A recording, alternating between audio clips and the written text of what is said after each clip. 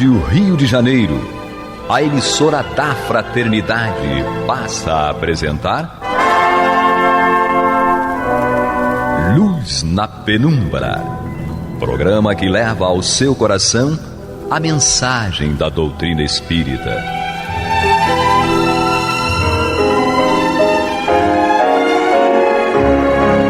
E com vocês, Henrique Parente, para o estudo de obras póstumas. Querido amigo ouvinte, a todos os que estão ligados na Rádio Rio de Janeiro, nessa bandeira em que a rádio levanta, que é de um espiritismo cristão e humanitário, repetindo aqui as palavras de Allan Kardec em O Livro dos Médiuns, na questão 351, é importante aqui a gente lembrar a origem de tudo isso que a gente tem feito, a importância capital desses estudos que trazem para nós conhecimento mais direto e objetivo do esforço incrível, hercúleo diria, nos tempos ainda do século XIX, nosso querido Allan Kardec realizou esse esforço grande, usando a sua capacidade, os seus próprios recursos para poder divulgar o conhecimento, divulgar um assunto que faz parte da cultura humana, que faz parte da ciência e que faz parte da necessidade humana a respeito do conhecimento da sua própria natureza, da natureza espiritual do homem, também dentro do capital também da questão do conhecimento da natureza material que o homem passa, porque é necessário passarmos por isso aí, isso faz parte da vida. Então é um trabalho assim incrível que Kardec realiza e realizou na sua época, e os frutos disso aí são frutos futuros. Ainda estamos aí no trabalho de procurar compreender o sentido disso tudo, e é o que nos dá forças para poder estarmos aqui, diante dos microfones da Rádio Rio de Janeiro. Eu, Carlos Henrique Parente, me sinto muito feliz e grato pelo carinho e a oportunidade de todos que confiam a mim, e acredito que seja o pensamento e o sentimento de todos os outros programadores.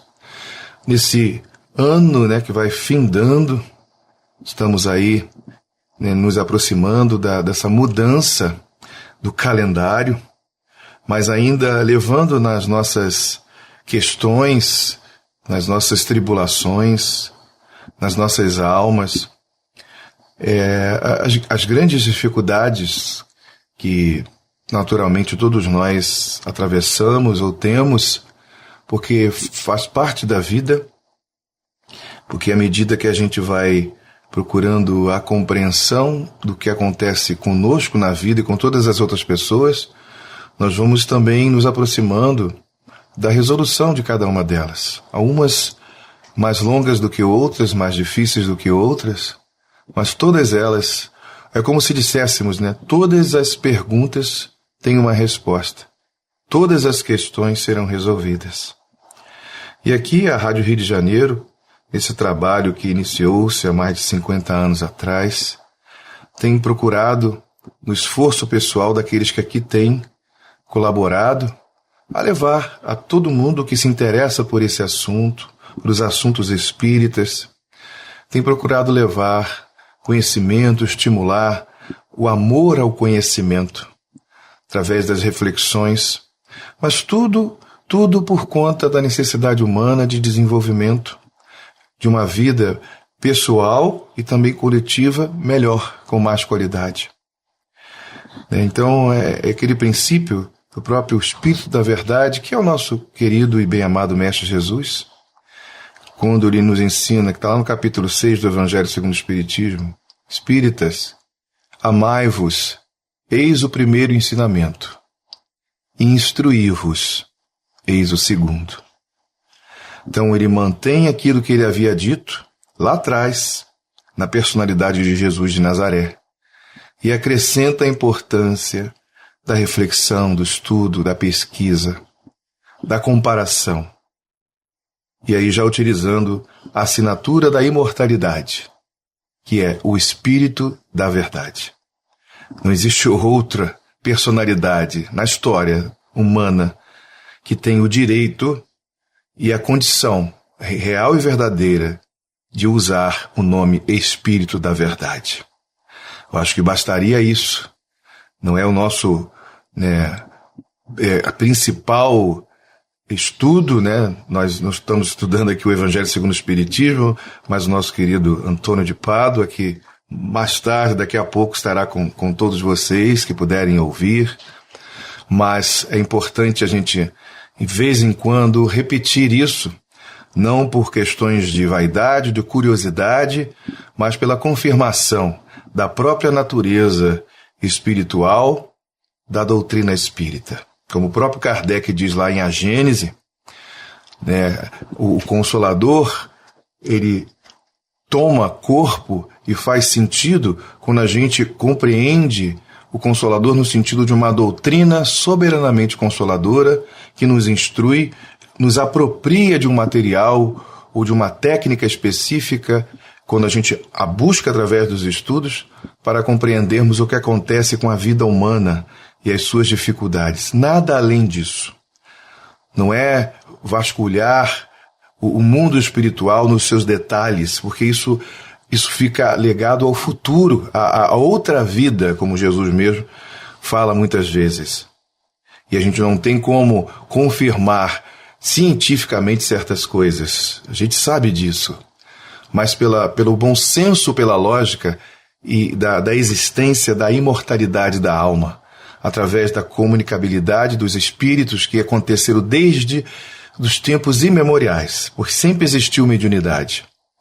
A confirmação dessa imortalidade e a capital importância também, repito mais uma vez essa palavra, de compreendermos melhor a pedagogia da reencarnação como um elemento fundamental, um instrumento que Deus usa, nos oferta para que nós possamos ter tempo de compreender, de aprofundar a compreensão mesmo da nossa própria natureza e nos identificar com ela. Então isso não pode dar saltos. Realmente não tem como. É preciso viver isso na prática, para assim podermos construir verdadeiramente uma vida melhor. Então nós desejamos, desde já do início desse programa, e dando continuidade já aos nossos estudos, a todos os ouvintes da Rádio Rio de Janeiro, seja pelo rádio de pilha, o rádio elétrico, seja pelo telefone celular, seja pelo computador, ou os meios possíveis, através do aplicativo Rádio Rio de Janeiro Oficial, ou seja, as maneiras variadas que existem de estarem em contato com a Rádio Rio de Janeiro e o esforço essa empresa que tem o objetivo de manter viva uma chama nas pessoas que muitas vezes se sentem sós, que não têm respostas para muitas coisas.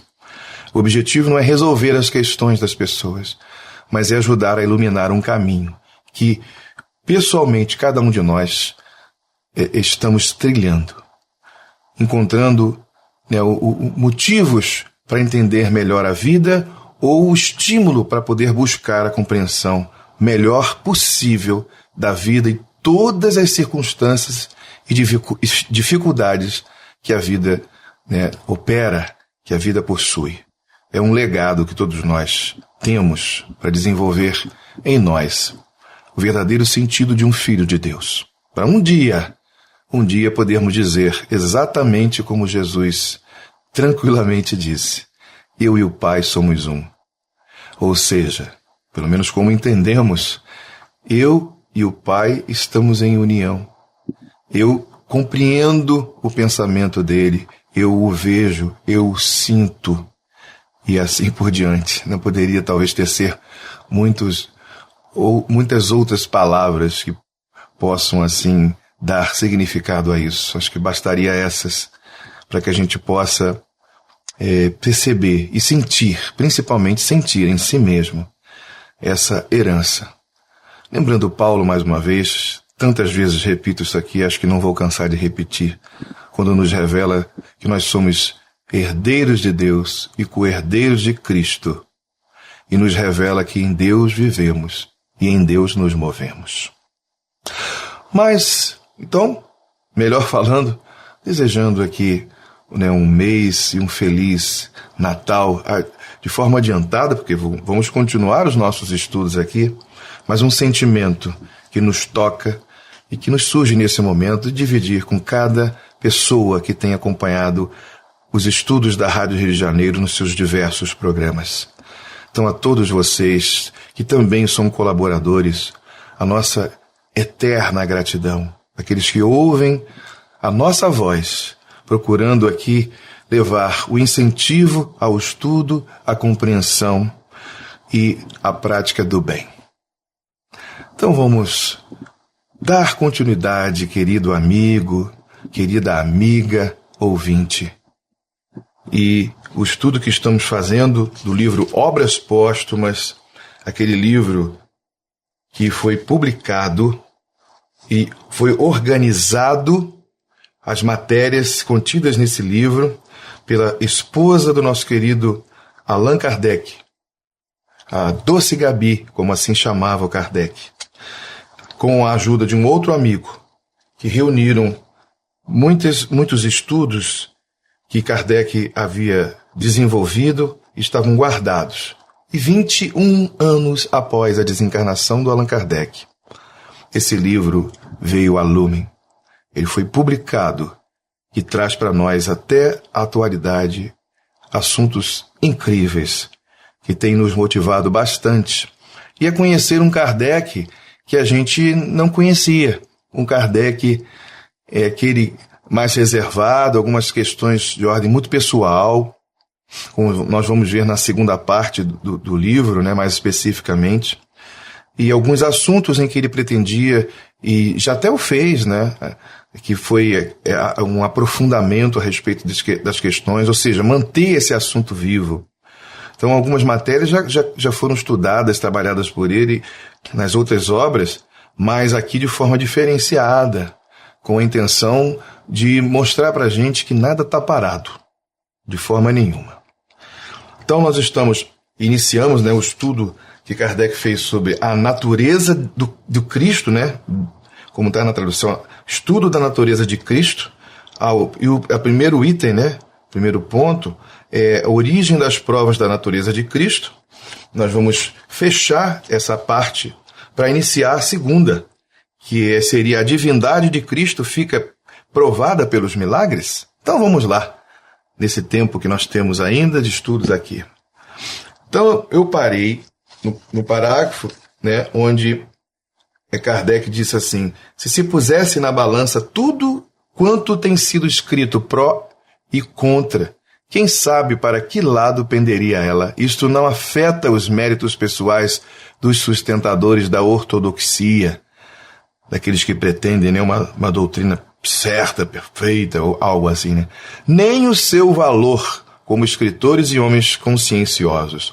São advogados de uma mesma causa que defendem com grande talento e que forçosamente devem levar às mesmas consequências. Não queremos, pois, feri-los, mesmo de leve, mas simplesmente demonstrar que a sua concordância não prova a verdade das suas opiniões. Kardec sempre num tom de criticidade, mas sem ofensa. Ele nunca abdicava quando o assunto lhe era sério, nunca fugia de qualquer tipo de polêmica. Ele mesmo diz isso lá na introdução da Revista Espírita de 1858, que não foge de polêmica desde que esta possa trazer para as pessoas esclarecimento, seja útil. Agora, aquela polêmica que não leva você a nada, essa você não tem que dar importância. Então, assim Kardec procedia, nós tentamos aprender com ele, né? Então, hoje, para fechar essa parte, esse item 1, vamos ler o seguinte: no exame que vamos fazer da questão da divindade de Cristo, pondo à margem as subtilezas da escolástica, que não tem servido senão para obscurecer, em lugar de esclarecer, apoiar-nos-emos exclusivamente em fatos tirados dos textos do Evangelho, os quais, examinados fria e conscientemente e sem preconceitos, fornecem amplamente os meios de convicção que se podem desejar. Ora, entre aqueles fatos, nenhum mais preponderante, nem mais concludente do que as palavras de Cristo, que não podem ser recusadas sem lesão da verdade apostólica. Difícil a gente recusar, né, o próprio Jesus, quando se identifica ou determina uma concepção, ou traz uma concepção para que a gente possa entender, né? Pode interpretar-se, continuando aqui o texto, por diversos modos uma parábola, uma alegoria. Nunca, porém, afirmações positivas sem ambiguidade, sem vezes repetidas, poderiam apresentar-nos sentidos ambíguos. É verdade.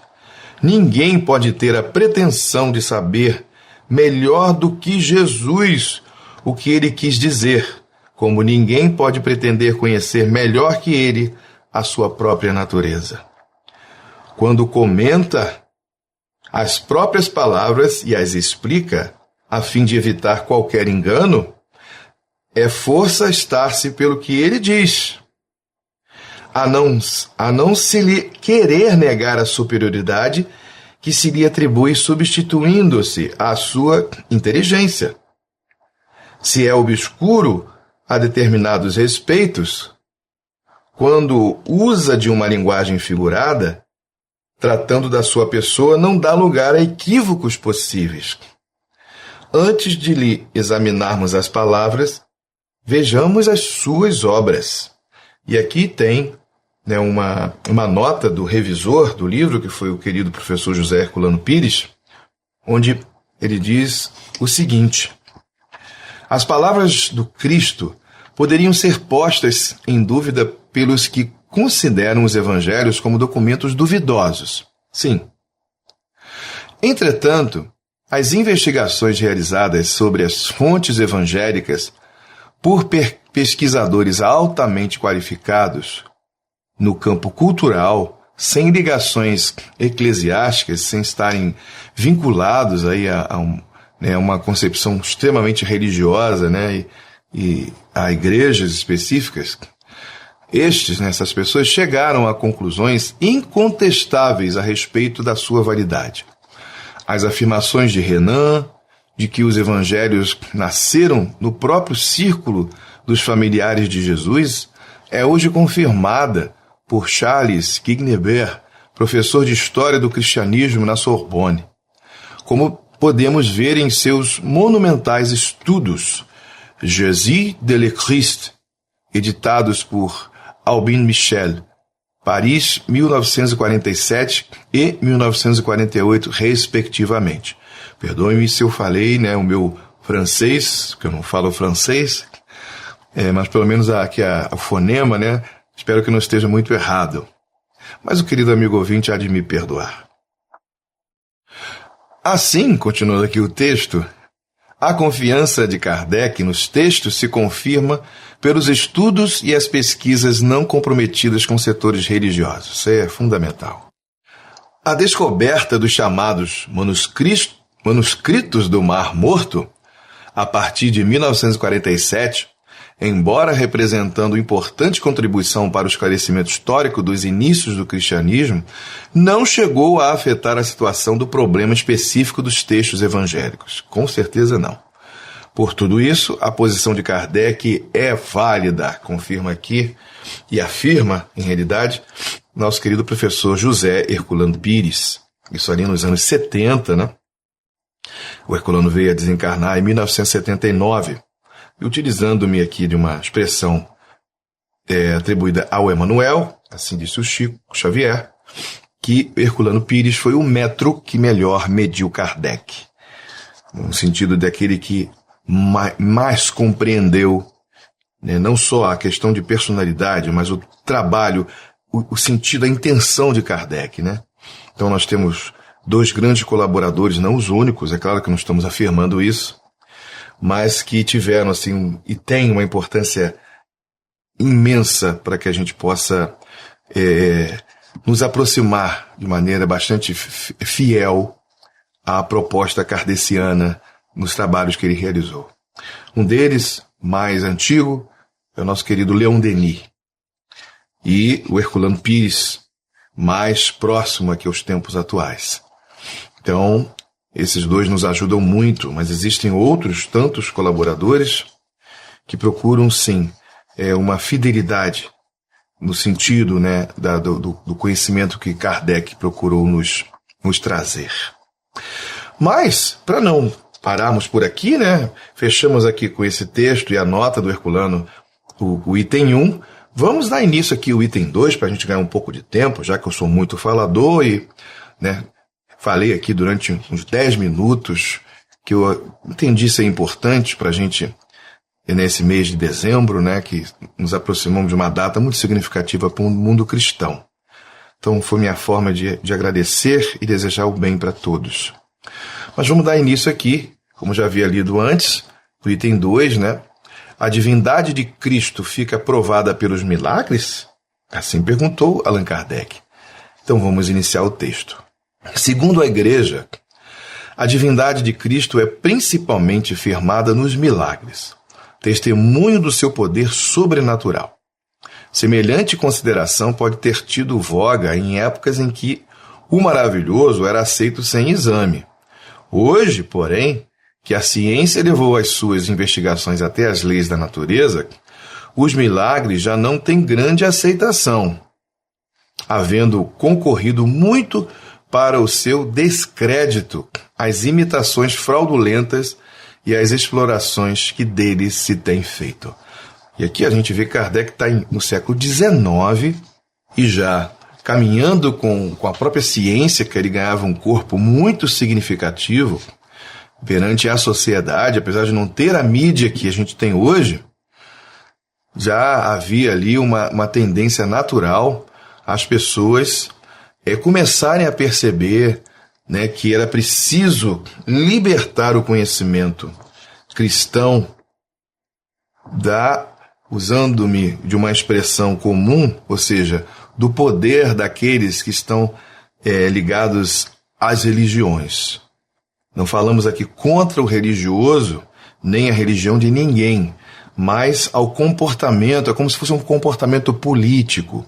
É quando a religião, ela transformou, né, o seu poder natural, ou aproximou, vinculou e se prendeu, na verdade, ao poder político do mundo, ao poder comercial e assim por diante. Nós não somos donos de nada disso. Isso nos foi dado de graça. Então é importante a gente devolver o que nos foi dado, né, facultado, o melhor possível, como Jesus nos ensina na parábola dos talentos, né? Então é preciso pegar o talento e ganhar outros talentos, e não trancafiar esse talento, como na parábola que ele ganhou apenas um e enterrou. Então é muito complicado isso aí. Então, só para dar início aqui, né, a esse segundo momento, e vamos ler só mais um pouquinho, mas no próximo programa a gente vai comentar melhor. A fé nos milagres gastou-se pelo uso, resultando daí que os do Evangelho já são por muitos considerados puramente lendários. A Igreja, ademais, é a primeira a tirar-lhes o valor, como prova da divindade de Cristo, declarando que o demônio pode fazer os mesmos prodígios. Isso é uma grande verdade, né? Se o demônio tem o poder de fazer milagres, fica evidente que estes não têm caráter exclusivamente divino. Se pode fazer coisas pasmosas, de modo a seduzir os próprios eleitos, como poderão os simples mortais distinguir os milagres bons dos maus?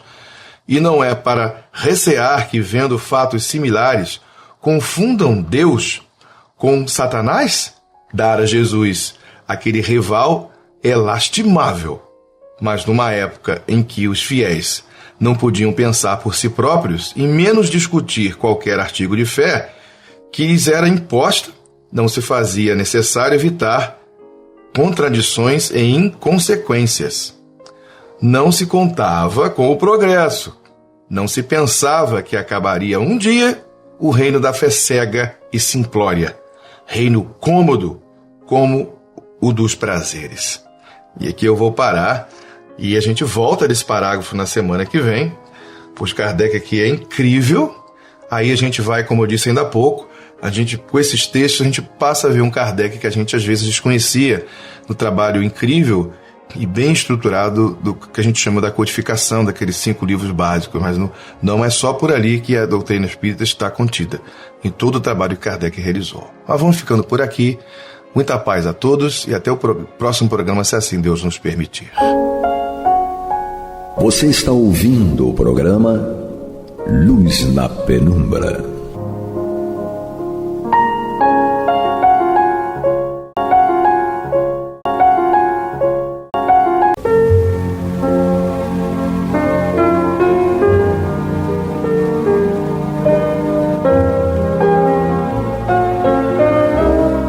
A Rádio Rio de Janeiro está levando ao seu lar e ao seu coração a mensagem consoladora da doutrina espírita, através do programa Luz na Penumbra.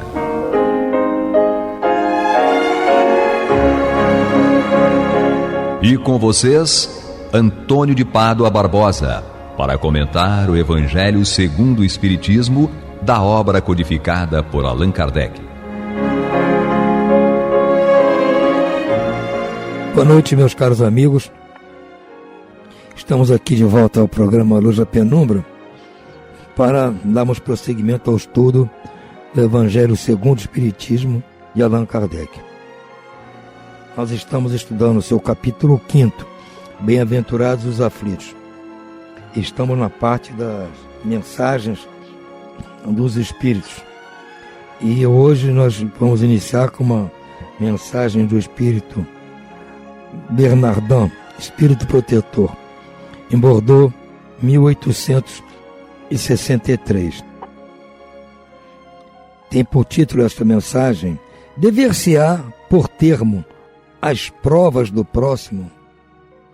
Também é uma pergunta que não quer calar, né? Porque muitas pessoas ficam com essa dúvida, principalmente quando começa a estudar a doutrina espírita, estudar o Evangelho segundo o Espiritismo, começa a entender essas histórias da lei de causa e efeito, não é verdade? Então começa a imaginar, se a pessoa está sofrendo, está passando por dificuldade, está com provas, está só colhendo aquilo que plantou. Então não sei se vale a pena, se é justo, está dentro da lei de Deus, eu ir lá ajudá-la, ou acabar com o sofrimento, ou diminuir o problema. A gente fica com essa dúvida. É uma dúvida muito pertinente, mas nós temos que entender a coisa de forma melhor. Por isso que o nosso irmão nos mandou aqui esta mensagem, que ele começa com uma pergunta: deve-se por termo as provas do próximo, quando possível, ou se deve, para respeitar os desígnios de Deus, deixar que sigam o seu curso? É essa dúvida que eu estava me referindo. Então ele nos diz aqui: já vos temos dito e repetido muitas vezes que estáis nessa terra de expiação para concluirdes as vossas provas, e que tudo o que vos acontece é consequência das vossas existências anteriores. São os juros da dívida que tendes de pagar. Mas esse pensamento provoca em certas pessoas reflexões que devem ser combatidas, pois poderiam acarretar funestas consequências. Pensam alguns que, uma vez que se está na terra para expiar, é preciso que as provas sigam seu curso. Há outros que chegam a ponto de acreditar que não só devem fazer coisa alguma para as atenuar, mas, ao contrário, que devem contribuir para que elas sejam mais proveitosas, tornando-as mais vivas. Grande erro, sim. Vossas provas devem seguir o curso que Deus lhes traçou. Mas conheceis esse curso? Sabeis até onde eles devem ir? E se vosso Pai misericórdia não terá dito ao sofrimento de tal ou tal dos vossos irmãos, não irás mais longe. Sabeis se a providência não vos escolheu, não como instrumento de suplício para agravar os sofrimentos do culpado, mas como bálsamo de consolação que deve cicatrizar as chagas que a sua justiça abrirá? Não digais, pois, quando virdes atingido um de vossos irmãos, é a justiça de Deus, e importa que siga o seu curso. Dizei ao contrário, vejamos que meios o Pai misericordioso me pôs ao alcance para suavizar o sofrimento do meu irmão. Vejamos se as minhas consolações morais, o meu amparo material, os meus conselhos não poderão ajudá-lo a vencer essa prova com mais energia, paciência e resignação. Vejamos mesmo se Deus não pôs em minhas mãos os meios de fazer que cesse esse sofrimento. Se não me deu também como prova, como expiação talvez, deter o mal e substituí-lo pela paz. Exatamente o contrário, o raciocínio é o inverso. Eu não tenho que achar que só porque o irmão está sofrendo, ele está pagando as consequências lá dos seus atos errados, que tem que deixar rolar porque é a lei de Deus. Eu não sei até onde vai aquilo que está passando. Eu não sei se Deus me escolheu a mim para ajudar ele a acabar com o sofrimento. Está na hora de acabar o sofrimento dele. Então alguém tem que acabar com esse sofrimento. E Deus escolheu a mim. Eu tenho que agradecer a Deus que eu fui escolhido por ele para ajudar o irmão. Porque se ele tiver que continuar no sofrimento, eu vou lá ajudar, tento ajudar, e às vezes a gente tenta e não consegue. Por mais que faça, não consegue resolver o problema. Ou às vezes a gente consegue resolver o problema, mas ele ainda merece continuar sofrendo. Vai aparecer outra coisa qualquer que vai continuar, mas a nossa parte nós fizemos. Quer dizer, tudo bem que se faça, será que não é o suficiente? Ué, eu tenho que fazer o bem sempre. Independentemente se a pessoa merece ou não merece, não é problema meu. Isso é a história dele com a justiça de Deus. Eu tenho a obrigação de tentar resolver. Porque eu não sei se eu sou um instrumento de Deus para resolver. Eu tenho que agradecer se eu for. E se eu não for, vai aparecer outro meio. Então, em princípio, eu tenho que fazer o bem sempre. Como Jesus disse que Deus age assim. Ele disse que Deus manda o sol e a chuva para justos e injustos, para bons e maus. Deus não faz acepção de pessoas. Eu não sou Deus, mas tenho que tentar agir como?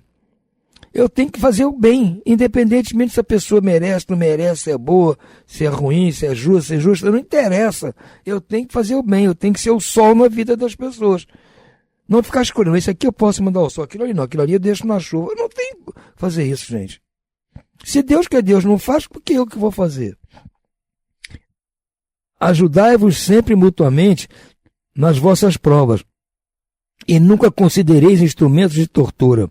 Essa ideia deve revoltar todo homem de coração, principalmente todo espírita, porque este, melhor do que qualquer um, deve compreender a extensão infinita da bondade de Deus.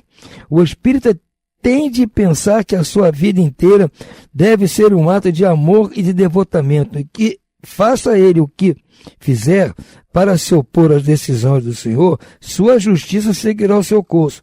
Pode, portanto, sem receio empregar todos os esforços para atenuar o amargor da expiação, cabendo, no entanto, somente a Deus detê-lo ou prolongá-la conforme julgar conveniente.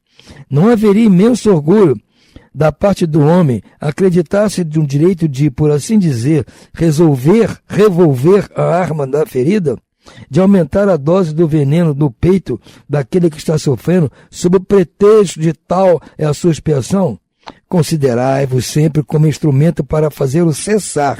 Resumindo, todos estáis na terra para expiar, mas todos, sem exceção, deveis esforçar-vos por abrandar a expiação dos vossos irmãos, de acordo com a lei de amor e de caridade.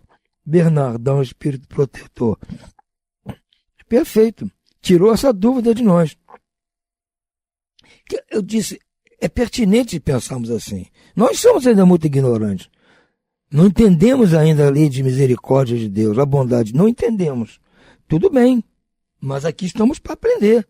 E essa mensagem é perfeita. Nos mostra que, acima de tudo, nós temos que imitar Deus. Temos que ser perfeitos como perfeito é o Pai Celestial, não disse o Cristo?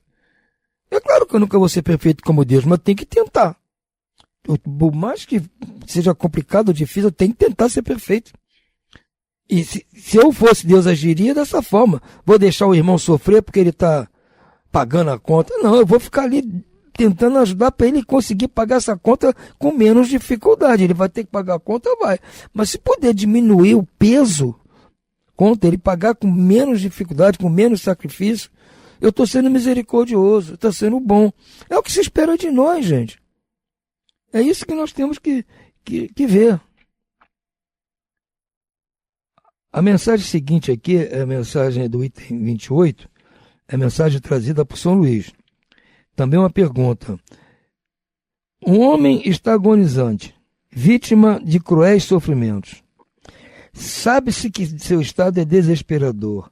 Será lícito lhes pouparmos alguns instantes de angústias, apressando-lhe o fim? Quer dizer, o título da mensagem é: será lícito abreviar a vida de um doente que sofra sem esperança de cura? Ou seja, será lícito praticar eutanásia? No fundo, é essa a pergunta, né?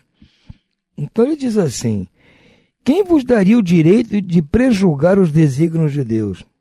Não pode ele conduzir o homem até a beira do sepulcro para daí o retirar, a fim de fazê-lo voltar a si e modificar-lhe os pensamentos?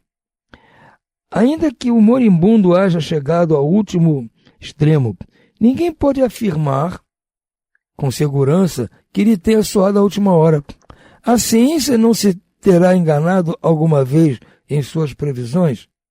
Se bem haver casos que se podem, com razão, considerar desesperadores, mas se não há nenhuma esperança fundada de um regresso definitivo à vida ou à saúde, não há inúmeros exemplos em que o doente, no momento mesmo de exalar o último suspiro, reanima-se e recobra suas faculdades por instantes? Pois bem, essa hora de graça que lhe é concedida pode ser de grande importância, pois ignorais as reflexões que seu espírito poderá fazer nas convulsões da agonia e quantos tormentos lhe podem poupar um relâmpago de arrependimento. Exatamente, gente, não sabemos nada. Nada. Então não podemos ficar aqui achando que somos senhores, se pode continuar vivendo, se não pode, se merece, se não merece, está sofrendo muito, sofrendo pouco. Nós temos que aliviar o sofrimento das pessoas, mas não causar a morte.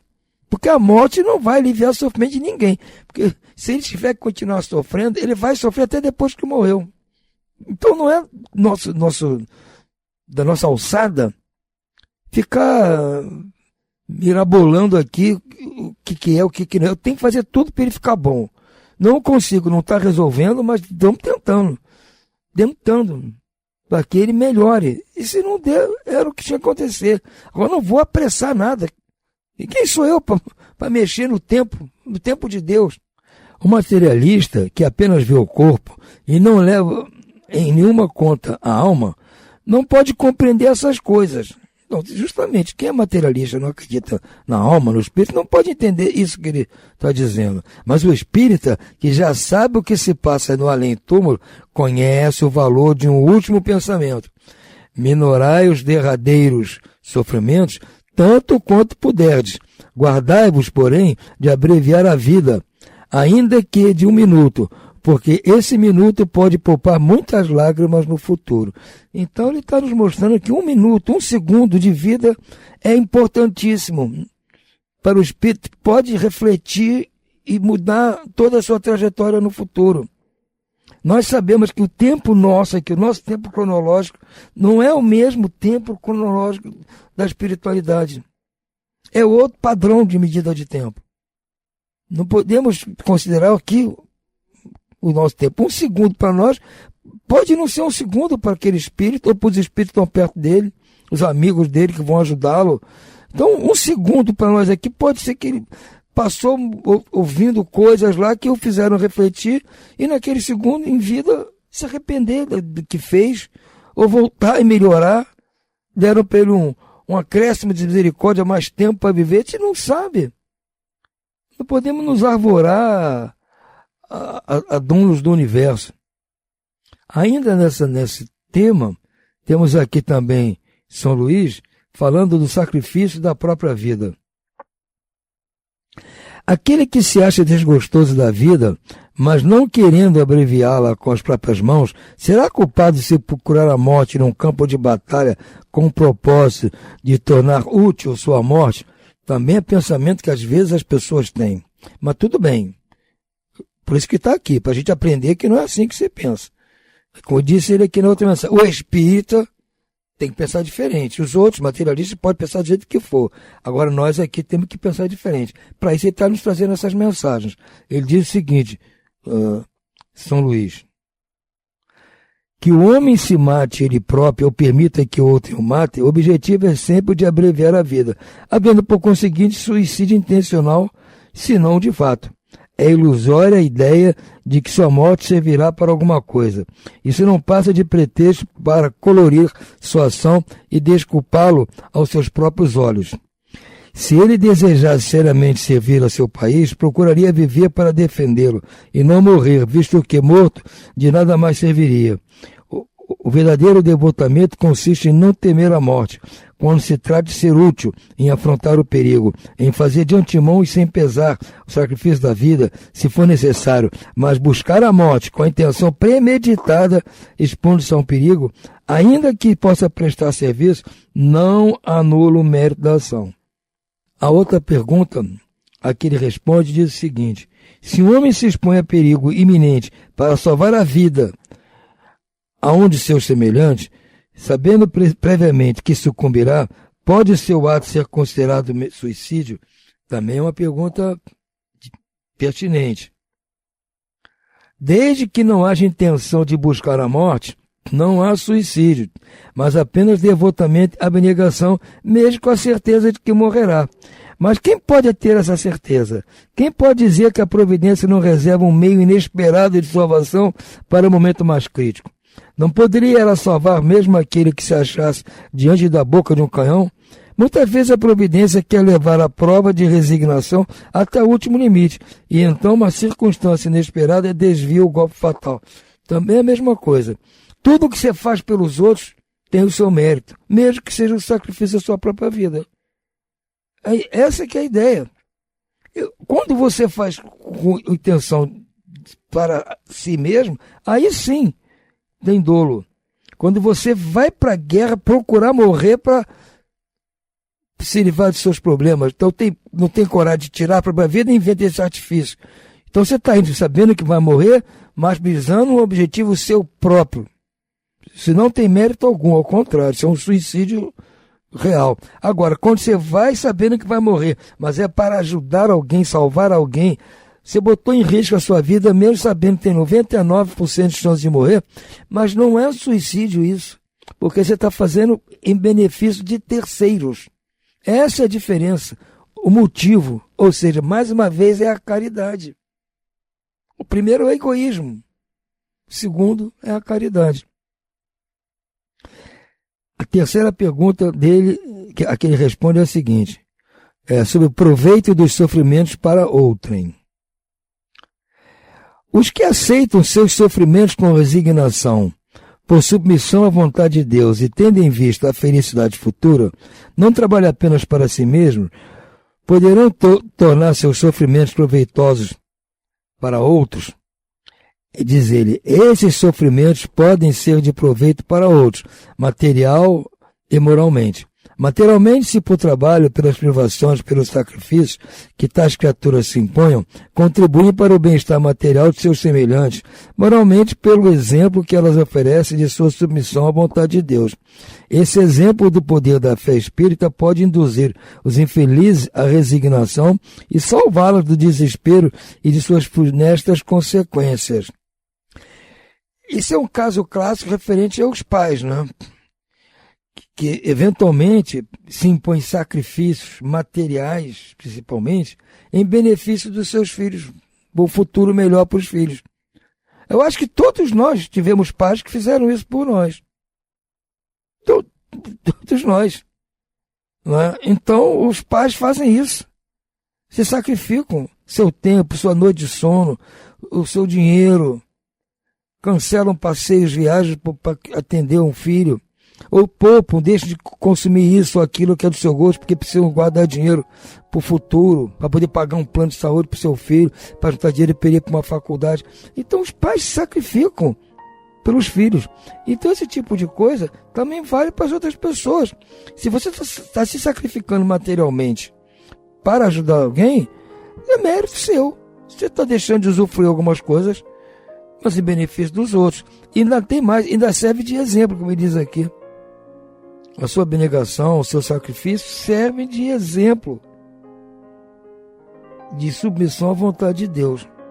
Então, nesse ponto, é tranquilo. Como disse, tudo que você faz em benefício dos outros tem mérito. Se você faz em benefício próprio, egoisticamente, não há mérito algum, gente. Essa é a ideia geral dessas 3 respostas que São Luís aqui nos trouxe. Por hora nós vamos ficando por aqui.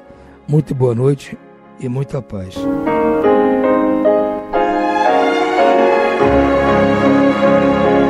E vamos ouvir agora a prece de encerramento de nosso programa, na voz de Geraldo de Aquino.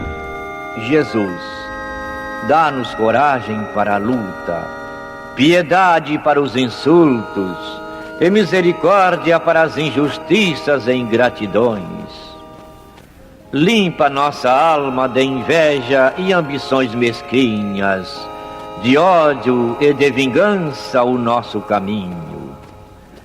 E que dentro em pouco, ao recolher-nos de novo ao calor do nosso leito, para que o sono nos dê a paz e o esquecimento das tristezas humanas, possamos sentir, Senhor, no mais íntimo de nosso ser, a doçura indefinível do Teu amor e a grandeza incomparável da Tua divina presença. Que assim seja.